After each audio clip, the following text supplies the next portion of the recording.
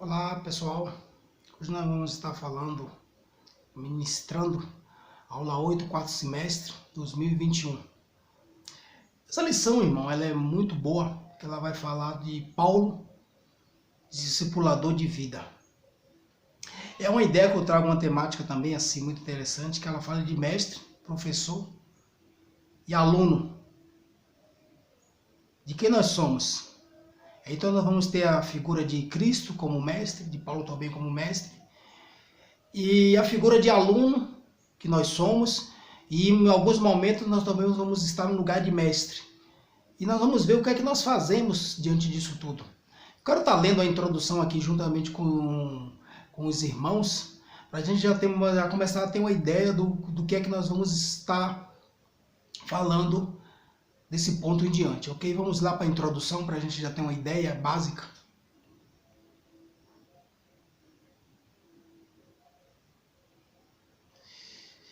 Nessa lição, irmão, veremos aspectos gerais do discipulado, com destaque para o papel de Paulo no processo discipulador das igrejas,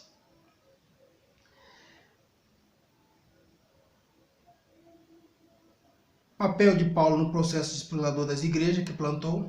Perceberemos que esse foi o meio pelo qual nosso Senhor nos concedeu para que os recém-nascidos na fé fossem formados segundo o caráter de Cristo.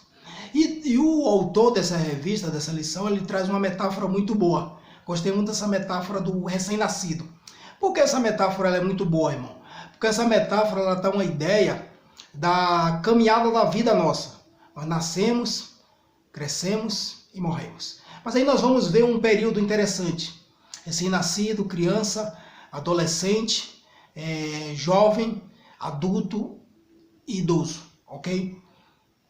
Só que essa metáfora que é trazida aqui, irmãos, principalmente o recém-nascido, ele precisa de cuidados. Ele precisa de pessoas, para alguém estar guiando ele, para alguém estar alimentando ele, para alguém estar cuidando dele, dando banho nele.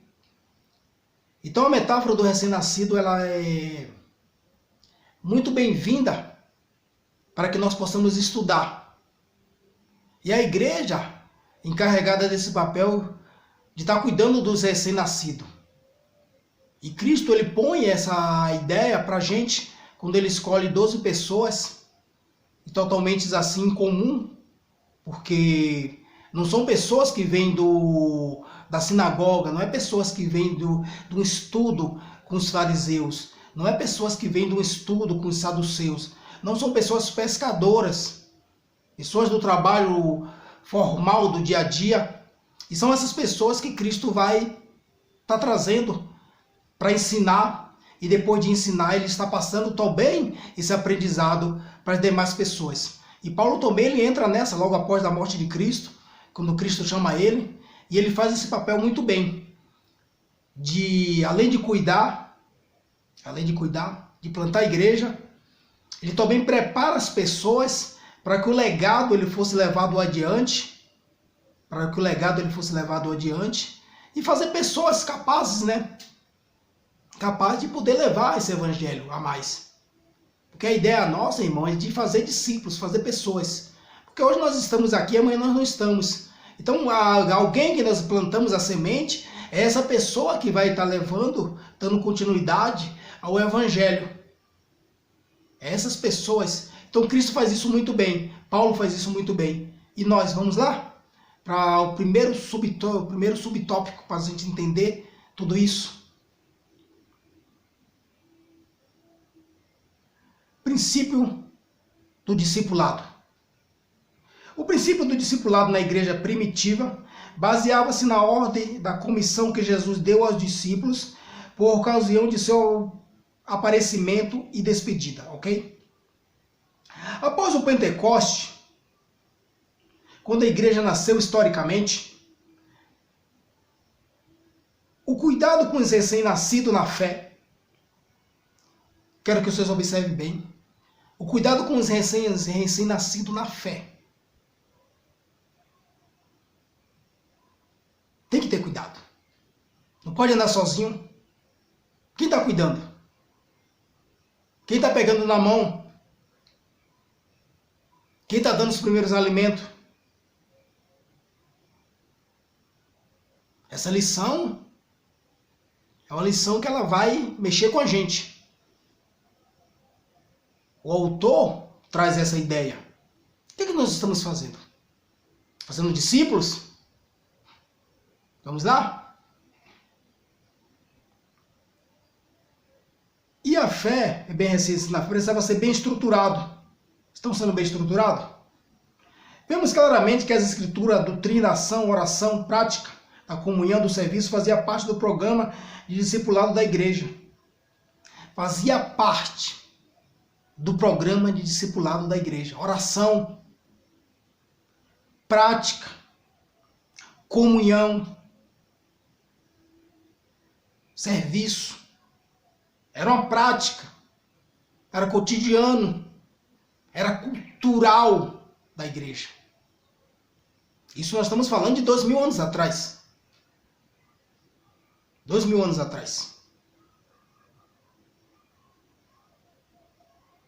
Assim o apóstolo Paulo, onde fazia discípulo, não somente convencia a respeito de Cristo, mas mostrava como imitá-los. Sede meus imitadores, como também sou de Cristo. Paulo era simples assim. Sede meus imitadores, como também sou de Cristo. E aí? Uma capacidade dessa? Ele sabia do que estava fazendo?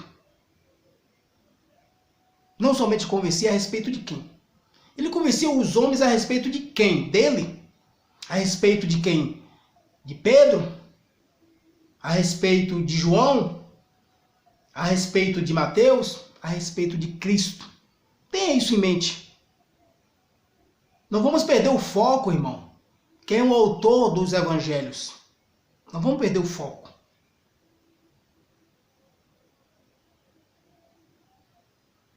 Segundo subtópico. O apóstolo dos gentios foi um discipulador distinto. Após a sua conversão, ele sentiu a necessidade de conhecer a Cristo mais profundamente. Paulo sabia do desafio ao defender o nome de Jesus diante dos judeus. Olha o de quem? De judeus. Olha o desafio. Ao longo de suas cartas, vemos um compromisso profundo com a doutrina exposta e a sua aplicabilidade na vida do discípulo. A preocupação que Paulo tem é extraordinária, é fora do sério. É fora do sério. A doutrina no discipulado, mas é também prática coerente da doutrina. Isso faz com que o discípulo cresça, chegue à maturidade. Conhecer de maneira teórica apenas não basta. Para isso, a formação cristã deve apresentar uma integração entre doutrina e prática, irmão. Irmãos, eu falo que Jesus ele foi um professor fora do sério. Sabe aquele professor que ele passa a lição para você na lousa e ele vai lhe ajudar a fazer a lição também? Esse foi Jesus. Um professor que dificilmente você vai achar igual. João 16:33. Ele fala para o discípulo, olha, nesse mundo tereis aflições, mas eu venci o mundo. Eu venci e vocês também vão vencer. Então primeiro ele pratica e fala para vocês vão vencer. Porque eu venci. Teoria e prática, irmão. É teoria e prática. E quantos de nós hoje somos muito teóricos, falamos bem, oratória, se expressamos bem, mas a ideia da prática, irmão, ela é muito difícil. Ela é muito difícil. E nós, o que é que nós estamos fazendo? Só teoria? E aqui nós vemos a preocupação do evangelho na prática. E Jesus fala para os seus discípulos, olha, vocês vão vencer, porque eu venci o mundo. E nós? O que é que nós estamos fazendo? Com essa teoria, com essa prática, com os recursos que nós temos, que é chegado até nós? E a prática, irmão, ela é boa por quê? As pessoas vão lhe ver e vão ver o Cristo refletido na sua vida. As pessoas vão me ver e vão ver o Cristo refletido na minha vida na prática. Não só em palavras, mas em ações. E esses homens, eles já trazem essa preocupação. Porque muitas das vezes era falado, mas era difícil crer. Então tinha que ter a prática, a conduta, a mudança de caráter. Principalmente isso. Vamos lá? Terceiro subtópico. A metodologia de Paulo para o discipulado. O primeiro passo para o discipulado de Paulo era pregar. Pregar o evangelho e pelo poder do homem, não, pelo poder do Espírito Santo. Vou repetir várias vezes isso aqui. Convencer as pessoas acerca de quem? Do homem, não, acerca de Cristo. Então, a partir dos primeiros convertidos, ele plantava uma igreja na cidade. E ao plantá-lo, o apóstolo ficava ali o tempo suficiente. Cuidado. Ele cuidava. Via. Ah, tá engateando, começou a andar. Mas eu vou ver como é que vai andar. Eu vou ver se não vai cair de novo. Vou ver se não precisa de uma mão. Vou ver se não precisa de um colo. Vou ver se não precisa de um ombro. Vocês estão entendendo, irmão? A experiência que o apóstolo Paulo ele passa para a gente aos dias de hoje. Ele permanecia o tempo suficiente para ver que a pessoa já estava andando com suas próprias pernas. É um exemplo. E um exemplo a ser seguido aos dias atuais. É um exemplo a ser seguido aos dias atuais, viu? Essa aula não é simplesmente você põe ela na gaveta, não. É uma aula para a gente pôr em prática. Nós pegamos a ideia de Paulo. Não é minha ideia, não é minha ideia, não, irmão. Eu não estou lendo nada que eu escrevi aqui, não. Eu estou pegando a ideia de Paulo. É a ideia de Paulo, não é minha. É a ideia de Cristo, não é minha. Entendeu? Como seu ministério envolvia itinerância, Paulo era o homem do campo. Paulo era o homem da caminhada. Paulo era o homem do não conformismo. Paulo era o homem que ele não se deixava abater. Ele não era um conformado. Ele não era um parado. Paulo era o homem de caminhar. Só parava, irmão. Via quando a pessoa já estava andando o tempo suficiente. A palavra é bem clara, o tempo suficiente. E daquele tempo em diante, ele já ia para outra. Paulo ele abraça o evangelho de uma tal maneira que talvez nós vamos estudar e não vamos compreender. Vamos lá, mais adiante? Ele não ficava muito tempo no lugar e logo deixava e enviava alguém experimentado. Logo depois ele deixava e enviava alguém sem experiência, sem maturidade, sem saber o que estava fazendo, não.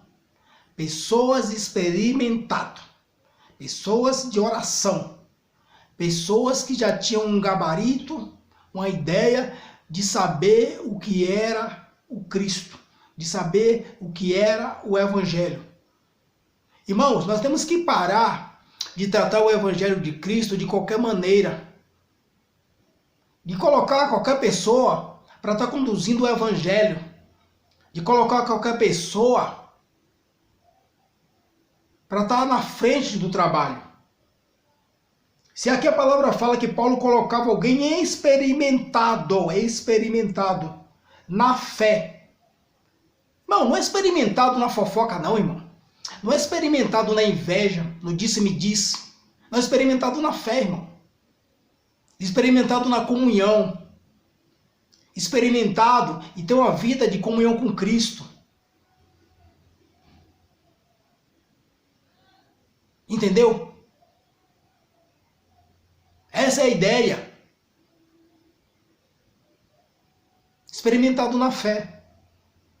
Para dar continuidade ao discipulado dos novos convertidos.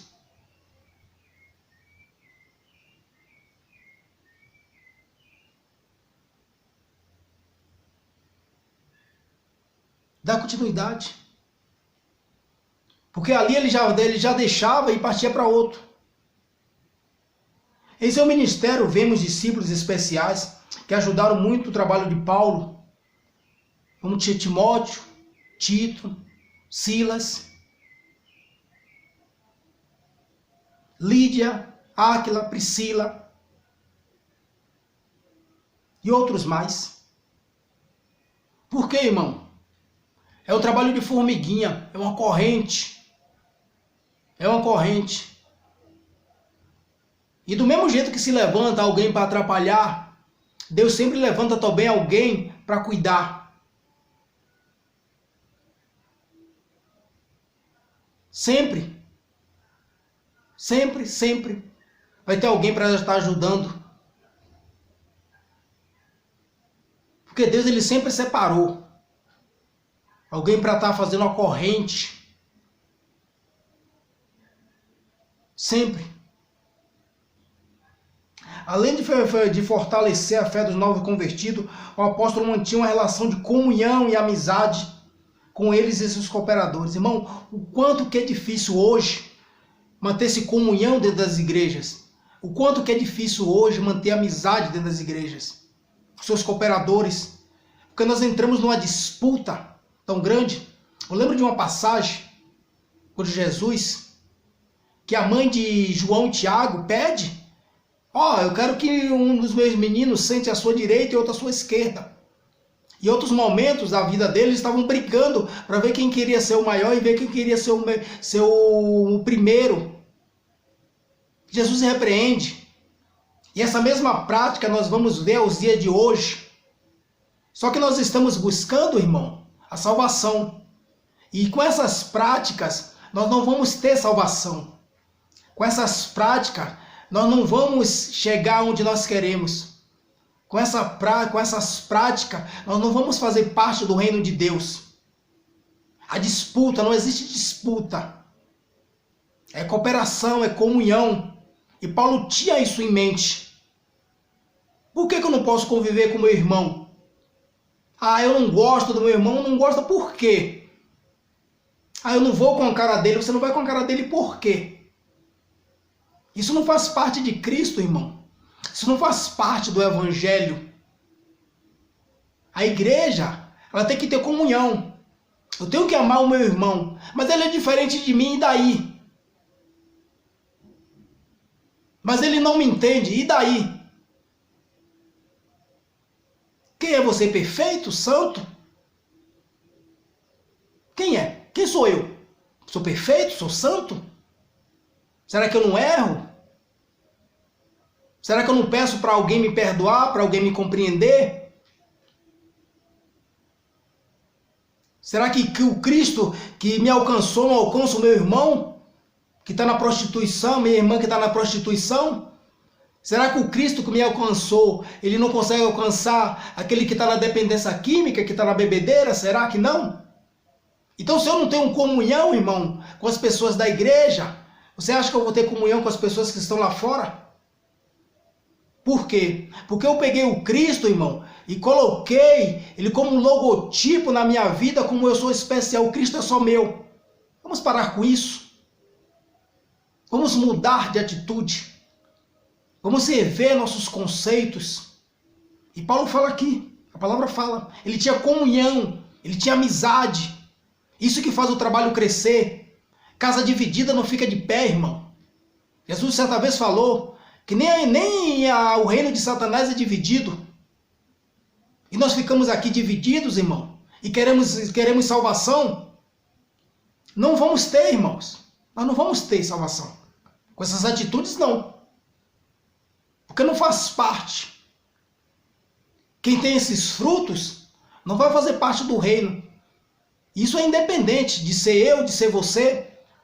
Isso é independente de ser qualquer um, irmão. Mas eu já tenho um certo cargo. Não, e não tem esse negócio, irmão. É comunhão e amizade, sinceridade e respeito. Isso Paulo tinha de sobra.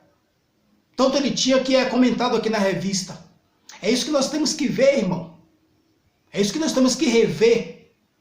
Viver em sociedade. Mas onde que começa? Onde que começa? essa vivência em sociedade começa dentro das igrejas, começa dentro de minha casa, começa onde eu ando. É isso que começa. Como eu sou visto? Eu sou visto como um intolerante? Eu sou visto como uma pessoa que não tem amizade com as pessoas? Como é que eu sou visto? O que é que falam de mim por aí? Como é que eu sou? Se Paulo fosse intolerante, o comentarista ia falar. Ok?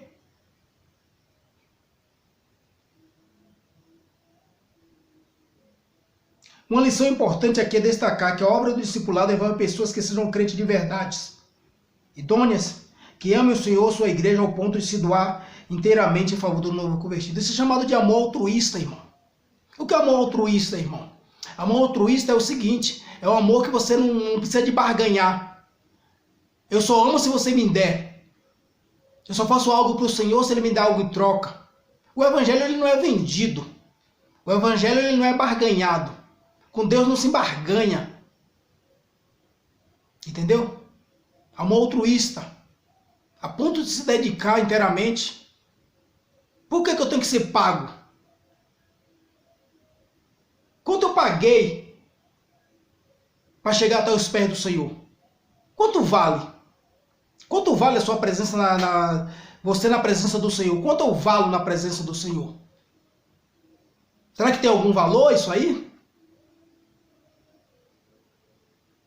Será que foi chegado até a mim de graça? Quanto eu paguei? Será que tem algumas cifras que me faça pagar? Então, amor altruísta, irmão, amor que todo cristão ele tem que ter. Dar com a mão e que a outra mão não veja. Se você der com a esquerda, que a direita não veja. Se você der com a direita, que a esquerda não veja. O evangelho ele é isso. Tem esse negócio de evangelho sendo vendido, barganhado, negociado. Não, não é isso. Não entendo esse tipo de evangelho. Eu não entendo esse tipo de evangelho.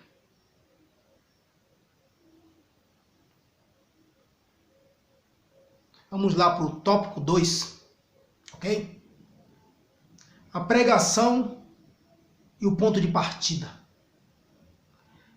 Pregar o evangelho é o meio que o Espírito Santo leva pessoas à salvação. É preciso pregar com seriedade, intensidade e ousadia. Seriedade, intensidade e ousadia. Será que eu estou pregando com seriedade, com intensidade, com ousadia? Será que meu intuito mesmo é ver com que as pessoas cresçam? Cresçam? Será? Temos que rever. Temos que rever. Intensidade. É se estiver fazendo chuva, estiver chovendo, irmão, eu ir lá. É se estiver fazendo sol, eu ir lá. Intensidade é tempo e fora de tempo. Intensidade, irmão, é quando os obstáculos eles não vão me parar. Seriedade é quando eu tenho respeito pelaquilo que eu faço. É quando eu não fico brincando com as coisas que eu faço. E já está na hora da gente parar de brincar com o Evangelho de Cristo. Já está na hora da gente parar de achar que o Evangelho de Cristo é coisa de brincadeira e fazer com seriedade. Já está na hora. Cristo não é menino, irmão. Nós estamos falando de vidas.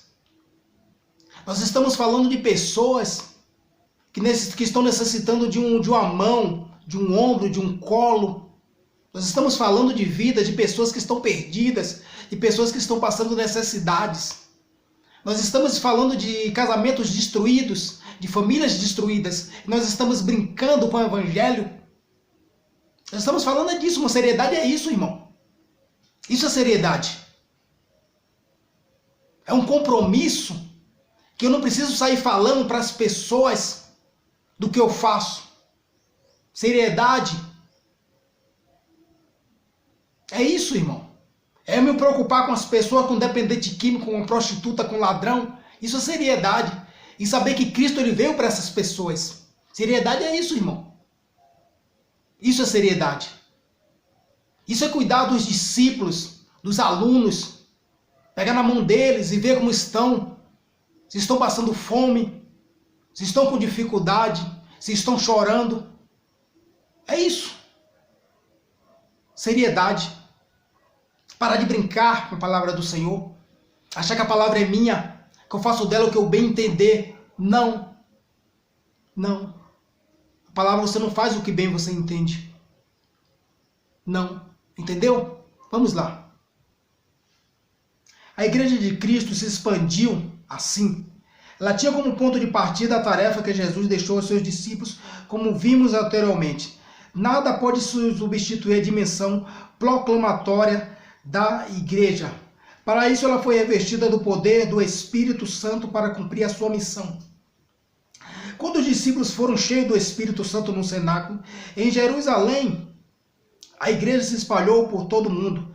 Assim, os discípulos de Cristo plantaram a igreja nas casas, nas aldeias, na cidade, e a igreja se multiplicava dia após dia. Irmãos, Cristo, ele deixa uma missão aos seus discípulos quando ele morre. É interessante. Só que quando ele volta, eles estão pescando, e ali dá um entender que eles tinham abandonado o evangelho. Quando Maria Madalena o vê, e anunciar o veio Cristo ressuscitado, e ia anunciar a eles, eles não creram. Quando os dois discípulos vão até eles anunciar que Cristo tinha ressuscitado, eles não creram. E mesmo assim, passando 3 anos com Jesus. E mesmo assim, quando Cristo volta, eles estão na praia pescando. E ele chama Pedro. Pedro, vem cá. Você me ama? Eu te amo, Senhor. Pedro, você me ama? Eu te amo, Senhor. Pedro, você me ama? Eu te amo, Senhor. E Pedro começa a chorar. E o evangelho ele é feito dessa maneira, irmão. De homens comuns, de errantes, como Pedro foi, mas de uma volta sem explicação. Entendeu? De uma volta, irmão, de se levantar. De uma volta de querer ir, de querer chegar adiante. Esse é o evangelho, irmão. E depois de tudo isso, a gente vai ver o que acontece com esses homens, cheios do Espírito Santo, plantando igreja, indo nas casas. Alguém, tem uma casa aqui, abre um ponto de pregação, vamos lá. Ah, na aldeia está precisando, vamos lá. O evangelho é isso. O evangelho é isso. Vamos lá? Segundo subtópico. Fazer discípulos. Ensino a fazer discípulos. O discipulado começa quando pessoas aceitam Jesus como Salvador de suas vidas. A partir do momento que a pessoa aceita, irmão, a Jesus, já tem que ter alguém para pregar. Quando nós nascemos, nós já temos um médico que já pega a gente. E assim a igreja também tem que ser esse foco também. Eu não posso deixar que o recém-nascido ele vá engatear sozinho. Por que será que nós temos tantos e tantos problemas de novos convertidos, de pessoas que muitas das vezes abandonam a fé, de pessoas que muitas das vezes não conseguem caminhar porque ela não tem um amparo na hora que ela mais precisa? Irmãos, você pregar não é só pregar. É cuidar. Cuidar. É cuidar. Então existe todo esse processo para que a pessoa chegue a um estado de maturidade. Ela precisa ser cuidada. O evangelho é isso, irmão. Entendeu? Vamos lá. Logo a conversão de Cristo, a semente da igreja, quando cuidada pelos discipuladores, essa semente germina e dá frutos. Não foi assim que aconteceu no dia de Pentecoste? Pedro se levantou dentre as 120 pessoas, cheias do Espírito Santo, e começou a pregar com autoridade sobre quem era Jesus. Resultado, quase 3.000 pessoas se converteram. E agora, o que fazer? Ensinar, ensinar e ensinar. Ensinar. Os apóstolos entenderam que devia discipular esse recém-convertido com a doutrina que receberam de Cristo. Ao longo do seu ministério, o apóstolo observou rigorosamente esse princípio e aplicava nas vidas das pessoas que lhe alcançavam. Você vê o resultado, irmão? Depois de muitas lágrimas de Pedro, você vê o resultado dos frutos de Jesus com aqueles discípulos. São 3 anos. E muitas das vezes você não tem paciência. E aqui fala, quando o discipulado ele é bem instruído pelos seus discipuladores, a semente ela germina e dá fruto. Mas para a semente germinar e dar fruto, irmão, tem que ter um pouco de paciência, tem que ser um pouco de cuidado. Vamos trazer uma reflexão aqui, cultural ou da agricultura, para quem que mexe com plantas aí. Simplesmente você joga a semente lá e deixa lá de qualquer jeito? Não, irmão. Tem água, tem esterco, tem poda, tem as formigas, tem os gafanhotos. Então nós vamos fazer essa comparação com o discipulado. A semente ela germina, mas até ela dar fruto, irmão, existe um processo muito grande. E esse processo, quem é que tem que acompanhar? Eu e você que tem que acompanhar. Mas para a gente acompanhar, nós temos que se tornar especialistas. Nós temos que buscar. Nós temos que caminhar. E muitas das vezes nós não queremos, irmãos. Porque dá trabalho. Eu sei que dá trabalho. Não é fácil. Não é fácil. Porque é o seguinte. Tem semente que ela é muito difícil. Tem semente que é boazinha, que ela praticamente ela consegue caminhar sozinha, mas nem todos são assim. Então por isso que nós precisamos estar a par do que está acontecendo, porque são essas pessoas que amanhã vai levar o evangelho. Porque eu e você, nós estamos aqui hoje. E amanhã? Deixamos alguém em nosso lugar? Preparamos alguém para substituir? Ou eu estou achando que o evangelho ele vai morrer junto comigo? Eu vou, irmão. Como muitas pessoas já foram há 2000 anos atrás, e nós estamos aqui hoje. Alguém passou um legado para a gente. Alguém passou um legado para a gente. E esse legado tem que ser passado também para as outras pessoas. Então esse era o intuito dos discípulos. Esse era o intuito de Pedro. Esse era o intuito de Jesus, que essa mensagem ela fosse espalhada. Interessante, né? Muito bom. Terceiro subtópico. Pregação e ensino. A igreja local é um lugar onde a palavra de Deus deve ser proclamada com autoridade, que as pessoas sejam atraídas pelo Espírito Santo. Mas a igreja também é um local de formação por meio do ensino da Bíblia. Por isso que as reuniões de escola bíblica, de escola dominical e os cultos de ensino da palavra são um instrumento importante para forjar o caráter cristão, formar pessoas, crianças, adolescentes, jovens, adultos, que imitem a Cristo em suas vidas. Essa é uma das nobres missões da igreja. Irmãos, eu vou comentar esse terceiro subtópico aqui, mas com grande pesar. Por que com grande pesar? Porque não é isso que nós vimos dentro das igrejas. A estrutura de ensino, ela está muito longe de ser o que teria que ser. Os irmãos sabem o que eu estou falando. Eu estou aqui com uma boa revista, irmão. Essa revista é muito boa. Umas lições boas. Mas de que vale, irmão? Eu tenho uma revista boa, com essa estrutura aqui, mas se eu não tenho um bom professor, eu não tenho um professor com uma boa formação, de que vale eu ter essa revista com essa estrutura, mas eu não tenho uma boa sala de aula, eu não tenho uma lousa, irmão. De que vale? De que vale, irmão? De que vale? Então eu tenho uma crítica muito grande e um conselho também. Irmão, vamos investir. Nós só teremos bons profissionais na área para cuidar de pessoas se a gente investir, irmão. Investe aonde? É na base, irmão. Eu instruo a criança aonde? É nas escolas, irmão. Dentro de casa também eu instruo. É a preparação, irmão. E eu tenho uma tristeza muito grande, irmão, que eu já me deparei com algumas coisas que eu fico muito triste e fico me perguntando, será que Cristo está contente? Será que Cristo está contente com o que nós estamos vendo nas igrejas? As estruturas de ensino. Eu volto a repetir, nós estamos no século XXI, irmão. Faça-me o favor. Vamos usar. Temos que levantar homens capacitados.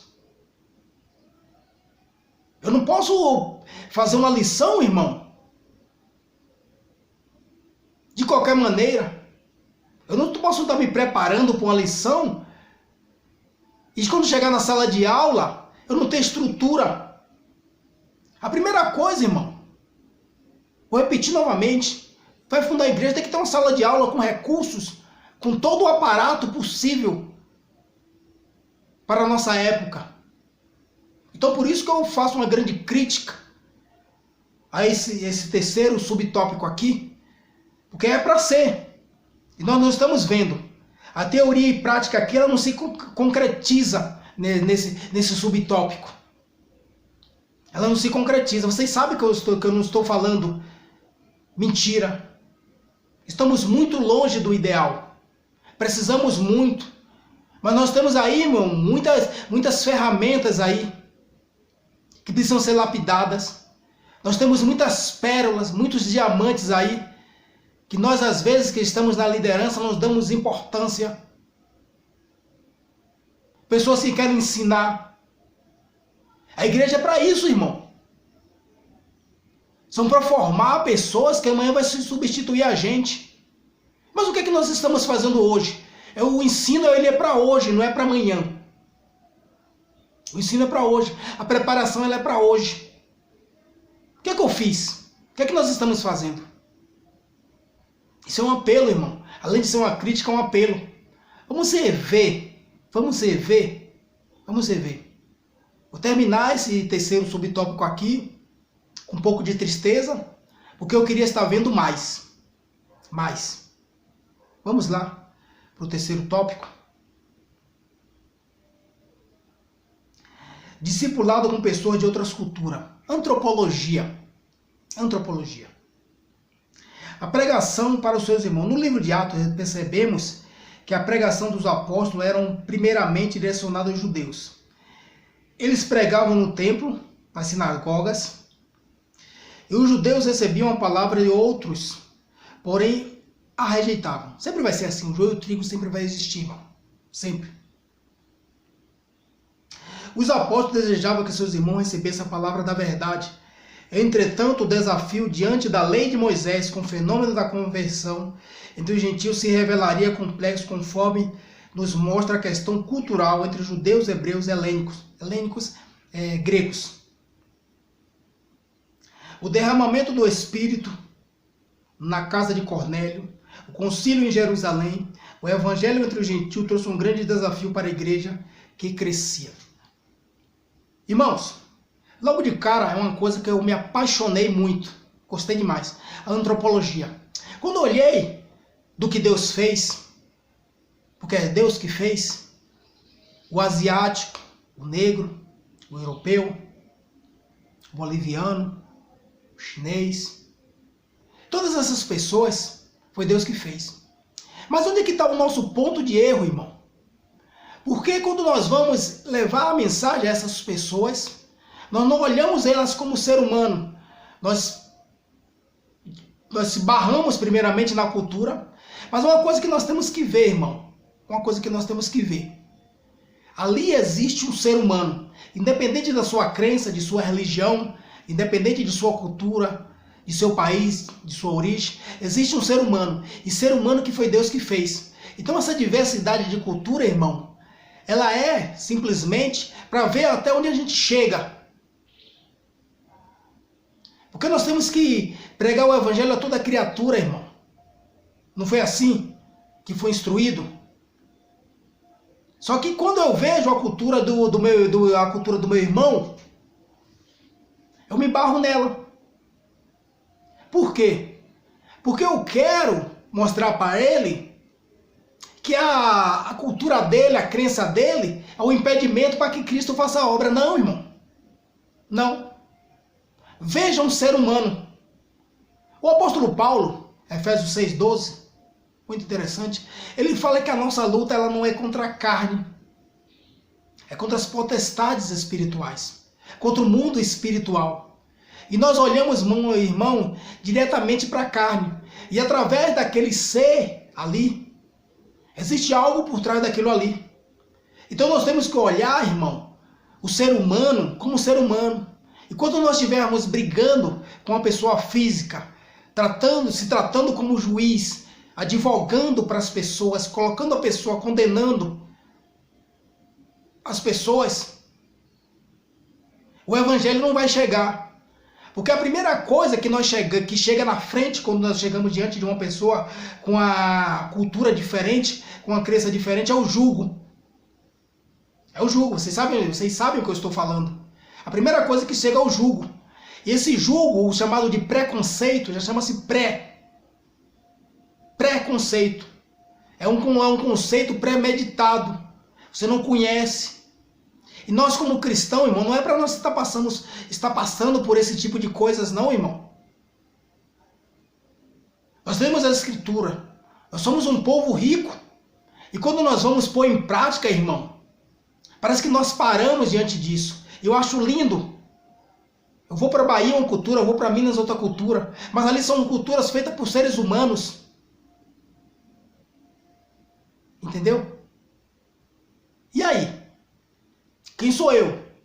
Sou juiz?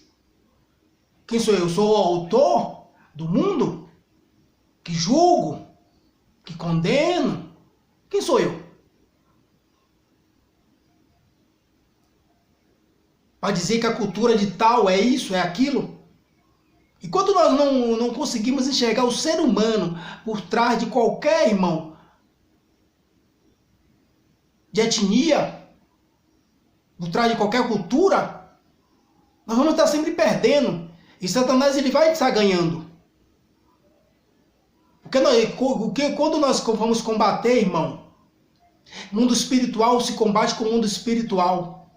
Oração. Mundo físico não se combate. Mundo espiritual não se combate com o mundo físico. E nós perdemos nessa parte. Por que nós perdemos? Porque o nosso conceito ele é errado. Aquilo que eu acabei de falar. O julgamento.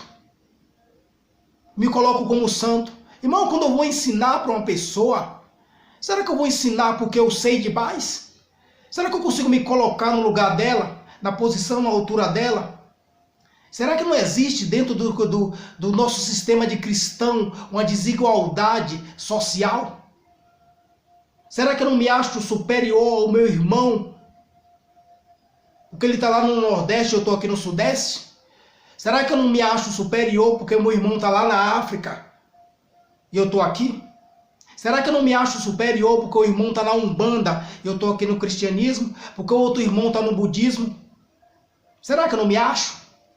É uma pergunta. Reflita. Será que eu não me acho? Será que você não se acha? Será, irmão? E se nós estamos diante dessa posição, nós estamos fora do conceito.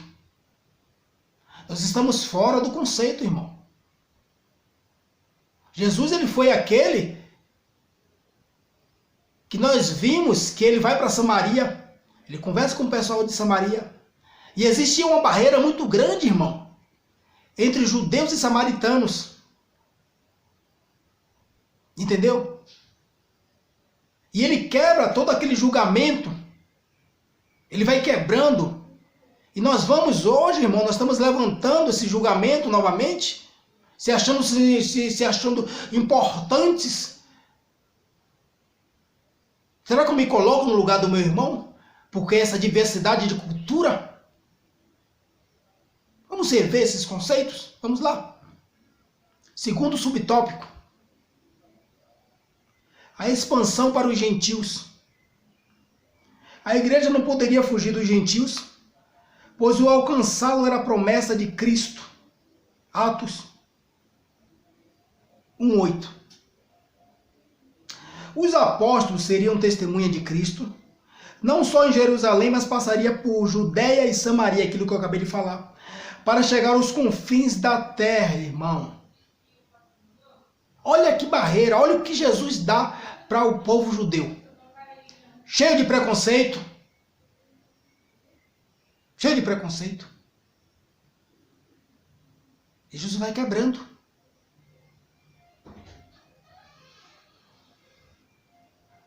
Por isso, nosso Senhor levantou um homem tenaz e valente, separado para ser a porta do gentio, Paulo. Valente. Entendeu? Separado. Porque ele sabia que Paulo tinha coragem. Porque ele sabia que Paulo não ia arregar, que Paulo não ia parar, que Paulo não ia se amedrontar. Ele sabia disso. Então por isso que ele tem se chamado com Paulo. Essa preocupação com os gentios. E nós? Que paramos, irmão. Tá chovendo, eu não vou. Tá fazendo sol, eu não vou. E aí? Meu filho está chorando, eu não vou. O que é isso, irmão? Já paramos para pensar o que esses homens passaram? Para que nós tivéssemos hoje? Já paramos para pensar o que esses homens passaram? Para que nós tivéssemos hoje essa mensagem?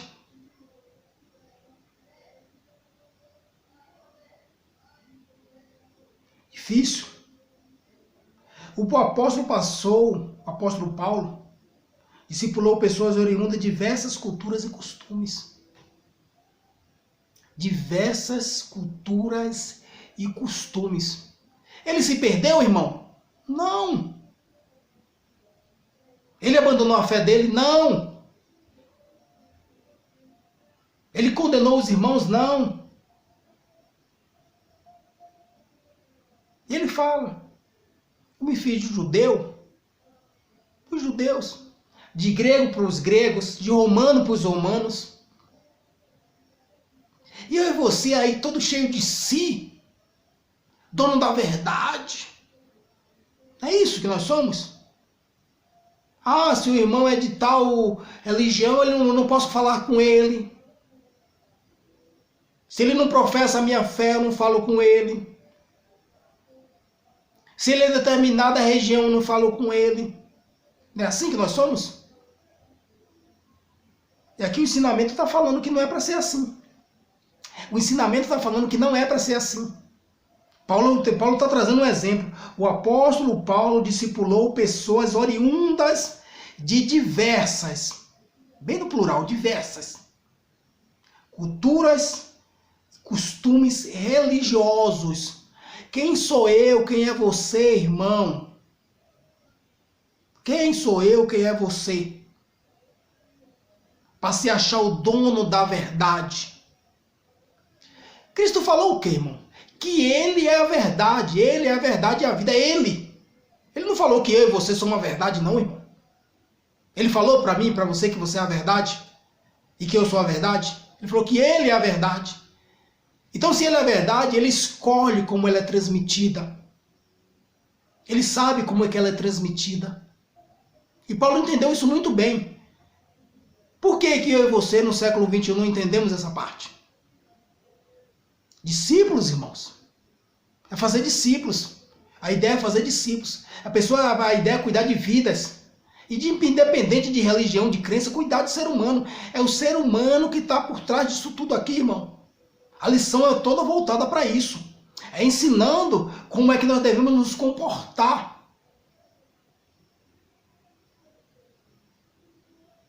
Irmãos, e nós temos essa dificuldade muito grande, irmão. A nossa convivência em sociedade ela é muito difícil. Porque eu quero que seja tudo do meu jeito. Se o irmão gostar de amarelo, se eu gostar de amarelo, o irmão tem que gostar de amarelo. Se eu gostar de azul, o irmão tem que gostar de azul. Quem disse isso aí pra você? Quem foi que disse isso aí? Essa diversidade é linda, irmão. O mundo é lindo.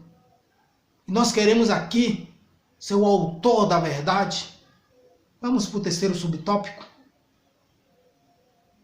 O discipulado numa cultura diferente. O ministério do apóstolo Paulo nos mostra que o discipulado é o melhor método para ensinar o evangelho às pessoas que vêm de culturas diferentes, religiões diversas e costumes, na maioria das vezes, incompatíveis com o evangelho. Com Paulo, aprendemos que a proporção que absorvemos no evangelho, nossa forma de pensar é alterada para desejar as coisas nobres e fazer com que glorifique a Deus. Portanto, não é por força, nem por violência. Mas por quê? Mas pelo Espírito, diz o Senhor dos Exércitos.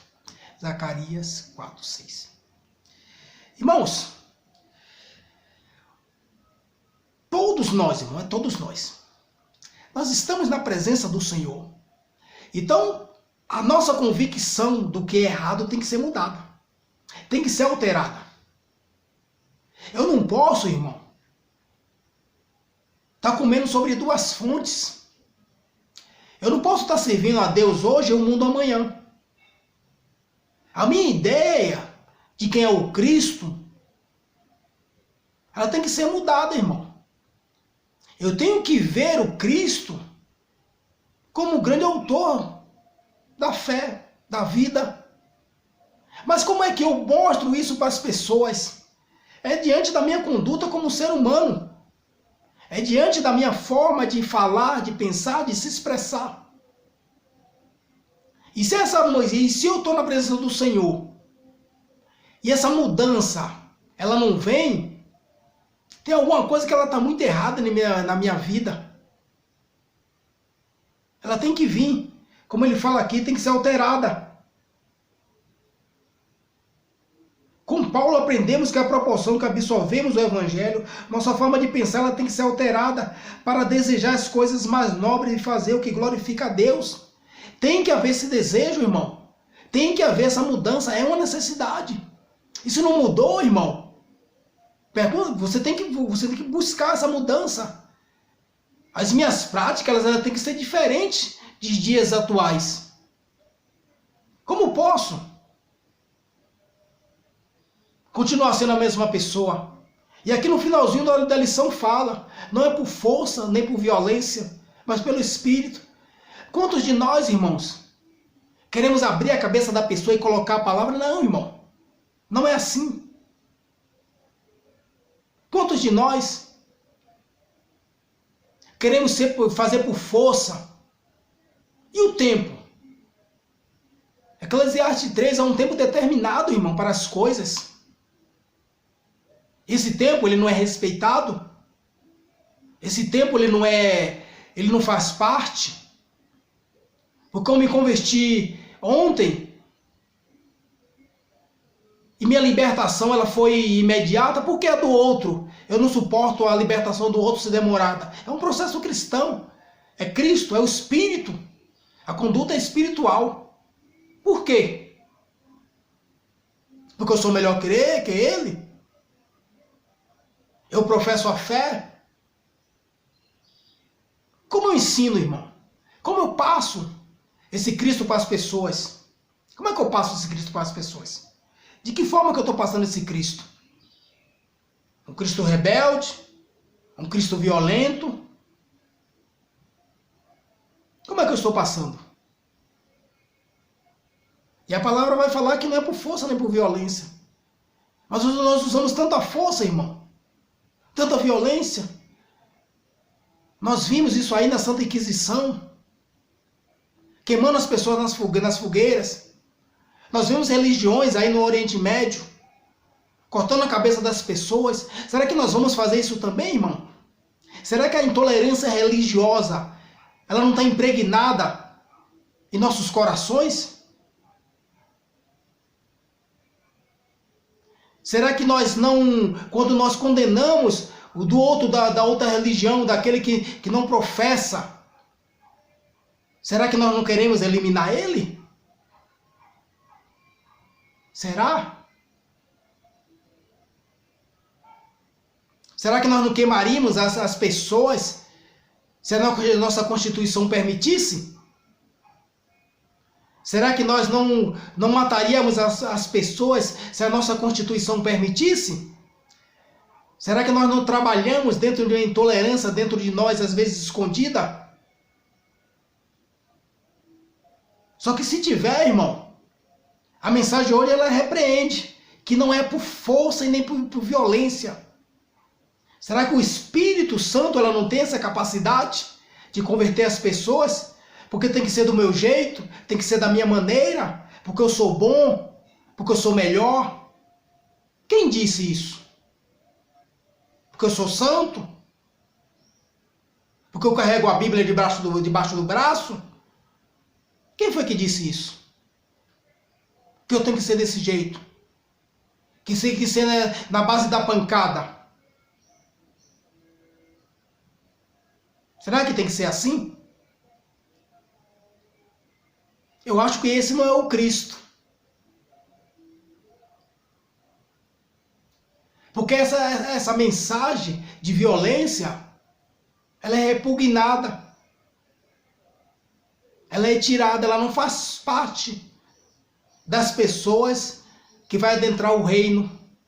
Ela não faz parte das pessoas que querem ser salvas. Vamos rever esses conceitos. Vamos parar para pensar. Vamos analisar, irmão. Será que com essas nossas práticas, será que nós vamos alcançar o reino mesmo? Será que se não mudar o nosso caráter, o meu caráter, o seu caráter, será que nós vamos alcançar mesmo esse reino? Essa lição é lição de pancada. Desculpa, mas é isso. Porque eu, como mestre, o que é que eu estou ensinando para o meu discípulo? Você, como líder, o que é que você está ensinando para o seu discípulo? O que é que você está passando para ele? O que é que ele vai dizer de você amanhã? E se você partisse hoje, o que é que ele falaria de você? O que é que falaria de você por aí? De mim? Essa mudança, essa maneira de conduzir o evangelho, o vaso, irmão, a pessoa que transmite a mensagem de Jesus, ela tem que estar enquadrada na mensagem. A teoria e a prática, elas são uma irmã que elas andam juntas. No evangelho, sim, ela tem que andar juntas. Elas não podem ser separadas. Elas são casadas, unificadas. Tem que ser assim. Se não for assim, não é o evangelho. Se não for assim, não é o Cristo. E eu não posso ficar pregando, falando de uma mensagem que eu também não acredito, que ela não me promove mudanças. Ela só serve para você? Só serve para o discípulo? Só serve para o outro? Não serve para mim? Por que não serve para mim? Por que eu não me enquadro nela? Por que a correção só vem para o outro e nunca para mim? Vamos rever. E que nessa lição, irmão, nós temos muitos conceitos aí que foi falado que nós devemos rever. Então devemos parar para pensar o que é que nós estamos ensinando, o que é que nós estamos fazendo na igreja. Será que nós estamos preparando discípulos mesmo? Como é que eu estou passando a mensagem para as pessoas? Como é que eu estou passando a mensagem para os discípulos? Como?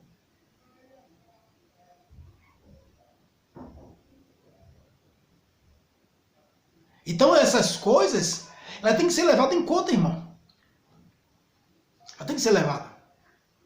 E nós temos que entender, irmãos, que todos nós somos irmãos. E essa corrente, esse trabalho de formiguinha, tem que ser permanente. Eu preciso das pessoas. Eu não sou mais do que ninguém. Não sou melhor que ninguém. Não posso me colocar acima da mensagem. Eu não posso me colocar acima do evangelho.